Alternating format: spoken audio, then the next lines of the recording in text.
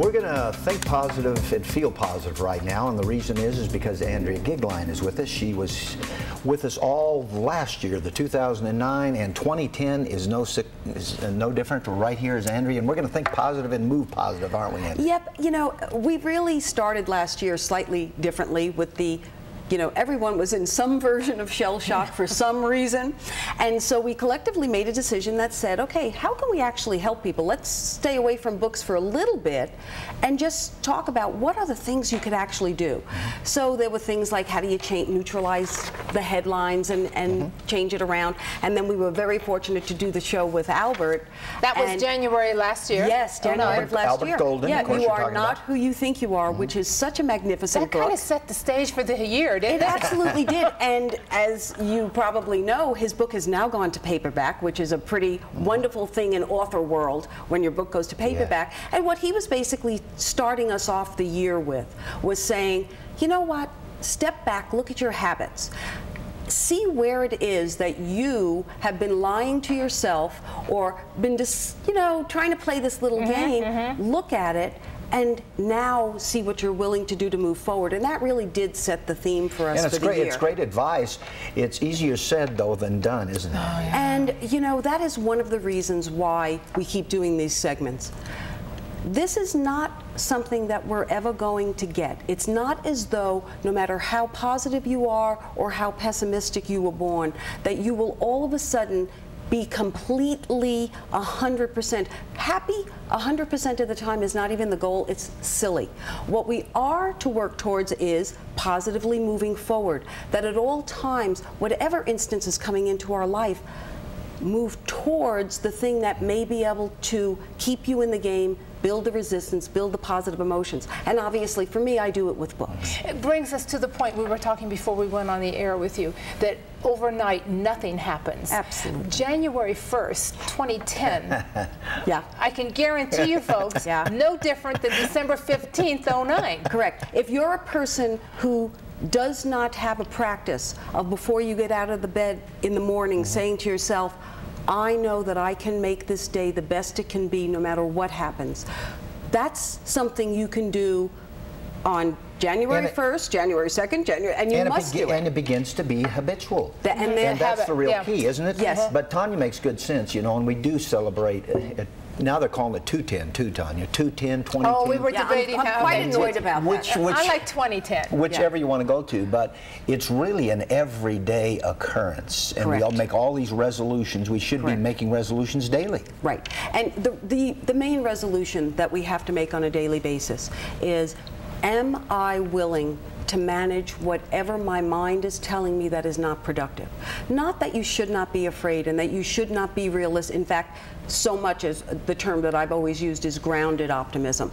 You must be realistic. That's why in one of the months when I did my own 5 A's of one of the very first day is acceptance.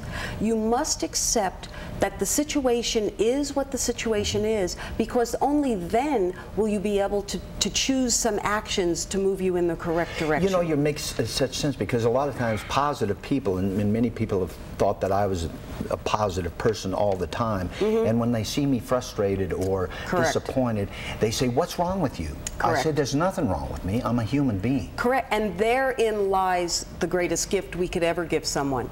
And I know that many people came to me this year and said, we know the losses that you've experienced. How is it possible that you keep doing it?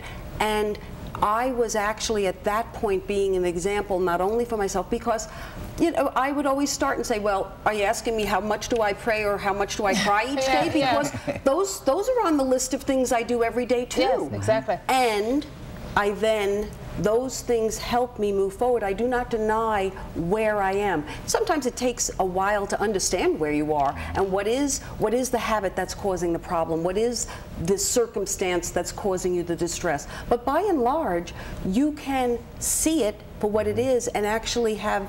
And Andrea, it's okay to be depressed once in a while. Oh my Lord, yes. Depression is such a natural. Sad or blue. Sad or blue, yeah. I like to use sad or blue. That's better. Depressed can get you into that trouble.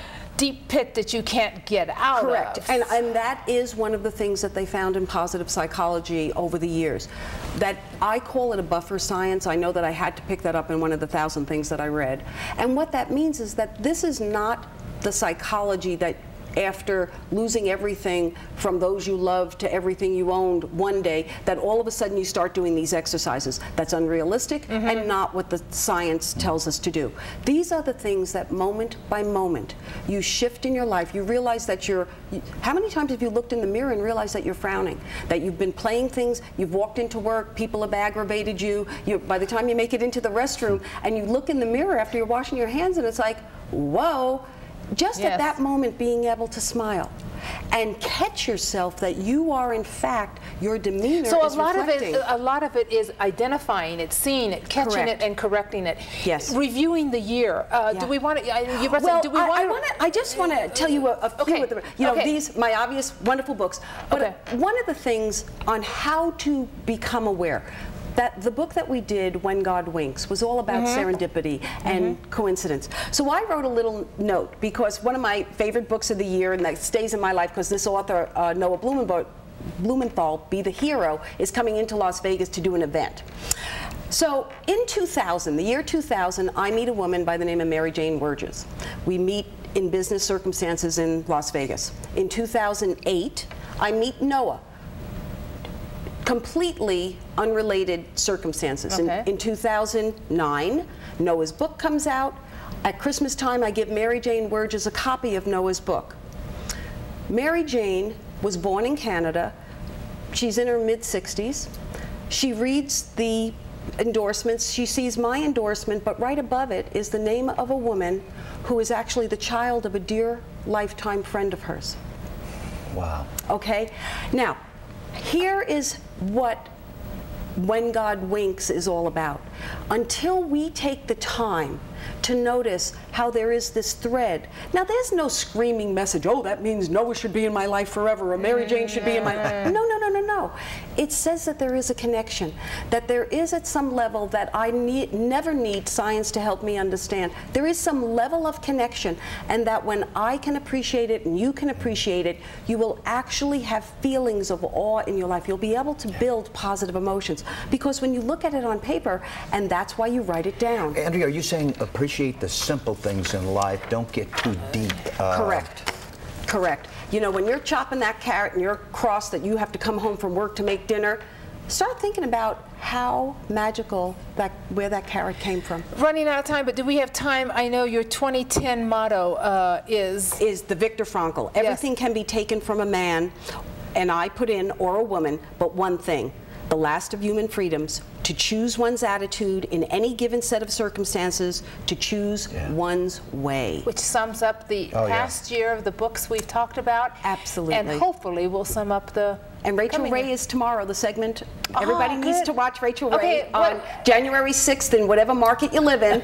You'll get 3 happiness tips. Okay, Jeff, plug your ears, and Rich, plug your ears. That's okay. What time is she on? Well, it's according to your market. She's 11 o'clock in Las Vegas on it. Okay. And Andrea, I suspect that you will be back and we'll continue to try to encourage people to have a more positive attitude. Thank you. Go have fun. We love having you. Thank you. When we come back, we're going to talk about a clean slate, talking about starting off fresh. 2010, how to get in shape. Lifestyle expert will tell us how we can eat healthy and be healthy.